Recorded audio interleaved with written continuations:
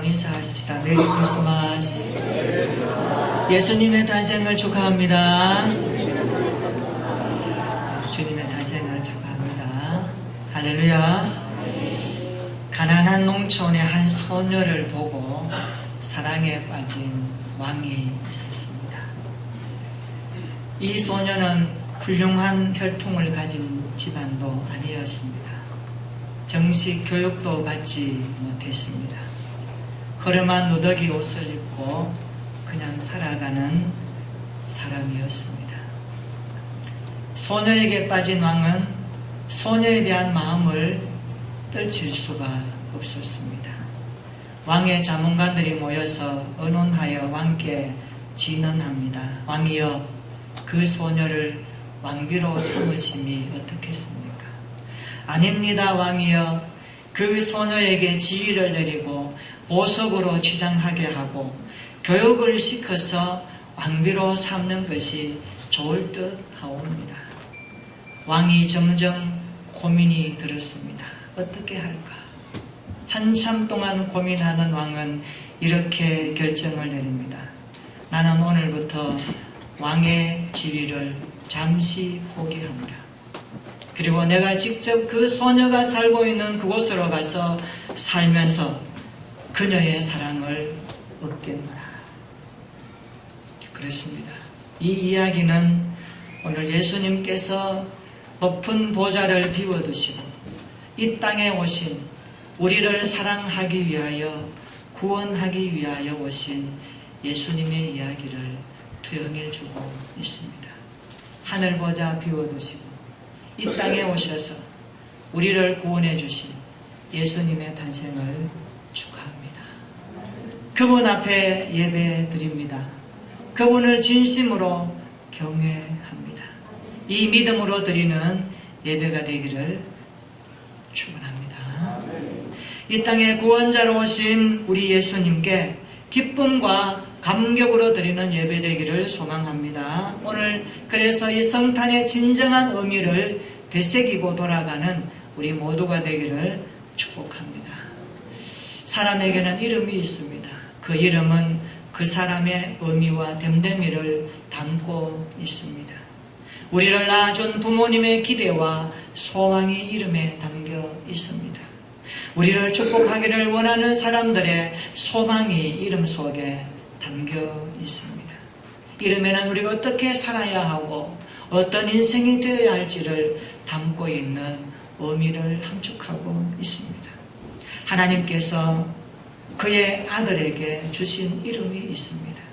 그리고 메시아를 기다리는 백성들에게 주신 이름이 있습니다. 그분이 이 땅에 오셨습니다.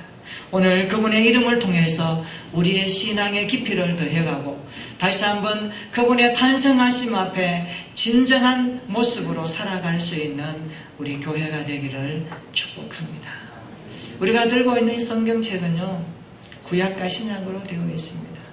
구약 말라기 성경이 끝나고 신약 마태복음 1장이 시작되는 이 성경 한 장은요, 낱장 한 장으로 기록되었지만 역사적으로 그 얇은 종이 한 장 속에는 400년의 기간이 숨어 있습니다. 이것을 가리켜서 신구약 중간기다 그렇게 이름을 붙입니다. 하나님께서는 이 기간 동안 침묵하시면서 선지자를 보내지 않으셨습니다. 그러나 하나님께서는 세계 역사의 흐름을 주도하시면서 당신의 구원을 준비하고 계셨습니다. 그의 독생자 아들을 이 땅에 보내실 그날을 준비하고 계셨습니다. 갈라디아서 4장 4절에 보면 때가 참에 하나님이 그 아들을 보내사라고 말씀하신 그대로 인류의 역사를 그분의 손으로 움직이고 계셨습니다. 하나님께서 그 아들 이 땅에 보내실 때에 유대 나라는 로마의 통치를 받고 있었습니다. 그것도 헤롯 가문의 분봉 왕들의 간섭을 받고 있는 형국이었습니다. 이런 배경 속에서 그 아들이 이 땅에 오셨습니다. 하나님의 아들, 그분의 이름은 누구입니까? 오늘 마태복음 1장 21절에 분명하게 기록하고 있습니다. 우리 다시 한번 본문을 읽어보겠습니다. 시작. 아들을 낳으리니 그 이름을 예수라 하라. 이는 그가 자기 백성을 그들의 죄에서 구원할 자이심이라 하니라. 아멘. 첫째로 그분의 이름은 예수입니다. 하나님께서는 자기 아들을 세상에 보내시면서 그의 이름을 예수로 정하셨습니다. 따라서 합시다. 이름을 예수라 하라. 천사가 말합니다. 이름을 예수라 하라. 이는 그가 자기 백성을 그들의 죄에서 구원할 자이시니라. 예수 그 이름의 뜻은 어떤 의미를 담고 있습니다. 여러분, 이름에는 어떤 의미가 담겨져 있죠. 그것은 자기 백성을 그들의 죄에서 구원할 자라고 하는 의미를 담고 있습니다. 예수는 히브리어의 요수아를 헬라어로 번역한 단어입니다. 여호수아는 모세 뒤를 이어서 구약시대 보면 이스라엘 백성을 가나안으로 인도했습니다. 이처럼 우리 예수님은 자기 백성을 천국으로 인도하시는 구원자이십니다. 그런데 구약의 여호수아는 출애굽과 가나안 땅으로 인도하는 것에는 성공했지만 죄에서 구원할 수는 없었습니다. 그러나 예수님은 여호수아처럼 그들을 구원하시되 그들의 죄에서 구원할 수 있는 하나님으로 죄 없이 이 땅에 오셨습니다. 그분이 우리 가운데 오신 날이 성탄절입니다. 오늘 우리는 역사의 한 복판에서 그분을 예배합니다. 그분을 찬양합니다. 22절에 보니까 이렇게 말씀합니다. 이 모든 일이 된 것은 주께서 선지자로 하신 말씀을 이루려 하심이니라. 그렇습니다. 예수님은 약속의 성취자로 이 땅에 오셨습니다. 말씀이신 주님께서 말씀하신 대로 이 땅에 오신 것입니다. 그 이름은 구원자 예수 그리스도이십니다. 두 번째로 그분의 이름은 임마누엘이십니다. 우리 23절 한번 읽어볼까요? 마태복음 1장 23절 시작. 보라, 처녀가 잉태하여 아들을 낳을 것이요 그의 이름은 임마누엘이라 하리라 하셨으니 이를 번역한즉 하나님이 우리와 함께 계시다 함이라. 아멘. 예수님은 임마누엘이십니다. 할렐루야. 임마누엘의 임은 히브리어로 함께라는 의미입니다. 마누는 우리라는 뜻이고 엘은 하나님을 의미합니다. 그러니까 하나님이 우리와 함께 하시니라. 그분이 임마누엘이십니다. 언제나 우리에게 힘과 용기를 주는 이름 아닙니까? 여러분 인생 가운데 누가 여러분과 함께 합니까? 가족, 친구, 친지 함께 할 수 있습니다.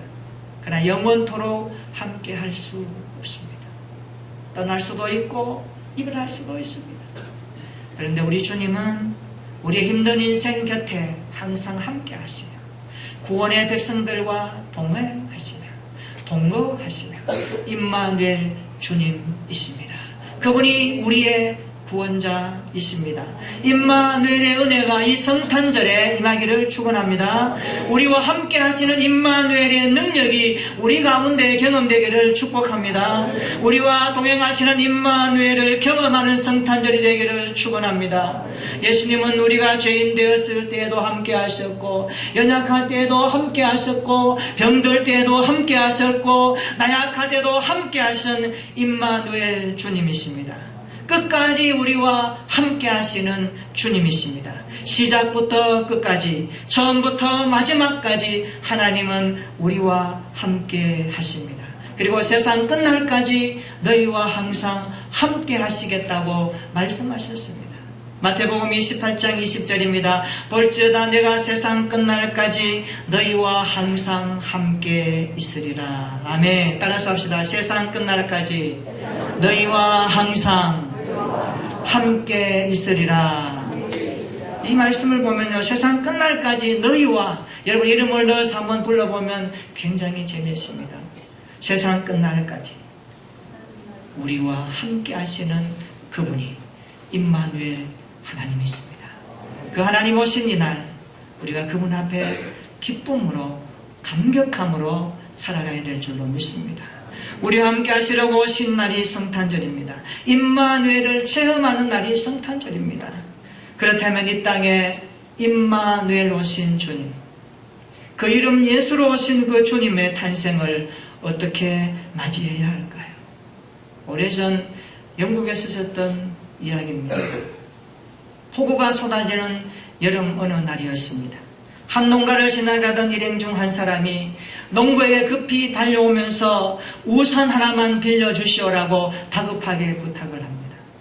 농부는 지나가는 사람이 우산을 빌려달라고 하니까 마지못해서 쓰던 우산 가운데 찢어지고 낡아진 우산 하나를 건네주었습니다. 그래도 그 사람은 고맙다고 인사하면서 그 일행 가운데 가더니만 어떤 여자에게 그 우산을 씌워서 지나가고 있었습니다. 한참 후 아주 예쁘게 포장된 편지와 함께 그가 주었던 우산을 다시 한 사람이 가지고 왔습니다. 그리고 편지 한 장을 건네주면서 그 편지 안에 이렇게 기록되어 있습니다. 정말 감사했습니다. 그리고 편지 끝에 이렇게 사인이 들어있었습니다. 여왕 엘리자베스. 그것을 받아들고 이 농부가 한참 동안 후회했다고 합니다. 왜입니까? 그분이 여왕인 줄 알았으면 내가 좀 더 좋은 우산, 나에게 있는 최고의 우산을 그 쏟아지는 비를 맞지 않도록 내가 드렸을 텐데 낡아지고 찢어진 것 주었던 것이 너무 아쉽고 후회스러웠습니다. 그러나 여러분, 오늘 우리가 정말 예수 그리스도를 왕으로 알아보고 있다면 우리의 모습은 그렇지 말아야 될 것입니다. 사랑하는 성도 여러분, 여러분은 어린 예수 그리스도를 진정 왕으로 대접해 드리고 있습니까? 그분 앞에서 살아가는 우리의 삶의 모습이 주님이 보실 때에 기쁨의 모습으로 신앙생활하고 계십니다. 예수님을 알아보고 경배하는 사람만이 임마누엘의 영광스러운 삶을 누리게 될 줄로 믿습니다. 구원자 예수님을 왕으로 모신 성탄절이 되기를 축원합니다. 임마누엘 하나님을 기쁨과 감사로 예배하는 오늘이 되기를 축원합니다. 지난주 10월 18일 날 오후에 경남 사회복지 모금회 앞으로 전화통화가 걸려왔습니다. 그 전화는 발신자 표시가 되지 않는 전화였습니다. 누가 하는지 모르는 전화입니다. 전화 내용은 이겁니다. 사무실 밖에 현금과 편지가 들어있는 봉투가 있으니까 그것을 가지고 유익한 데 써다시오라고 하는 그러한 전화였습니다. 직원이 전화를 끊고 나가보니까 거기에 조그마한 보자기가 하나 들어있었습니다. 그게 열어보니까 편지와 함께 현금 5,054만 642원이 들어있었습니다. 손편지로 쓴 내용에 이런 글귀가 쓰여 있었다고 합니다. 섬김과 낮아짐으로 세상에 오셔서 본을 보이시고 이를 행하라는 예수님의 가르침에 신용이라도 내고자 1년 동안 넣었던 적금을 이분들을 섬기는데 사용되기를 바랍니다. 몸이 아파도 가난하여 치료를 받지 못하는 중증 장애 노인과 독거 노인의 긴급 의료비로 쓰여지길 바랍니다. 내년에는 우리 어르신들이 올해보다 더 건강하시고 덜 고독하고 외로웠으면 좋겠습니다. 내년 연말에 뵙겠습니다. 2019년 12월 어느 날 이런 편지 한 통과 함께 현금 다발이 놓여 있었다고 합니다. 사랑하는 성도 여러분, 아직도 세상에는 예수님의 삶을 살고자 몸부림치는 그리스도인들이 너무나 많습니다. 오늘 성탄절입니다. 구원자 예수님을 진정으로 맞이하는 성탄절이 되기를 축원합니다. 구원받은 우리가 왕이신 그분 앞에 어떻게 살아야 될지를 깨닫고 정리하며 다시 한번 우리의 삶을 회복하는 예배가 되기를 축원합니다. 그 이름 예수 임마누엘을 체험하고 나누는 아름답고 의미 있는 성탄절이 되기를 축원합니다.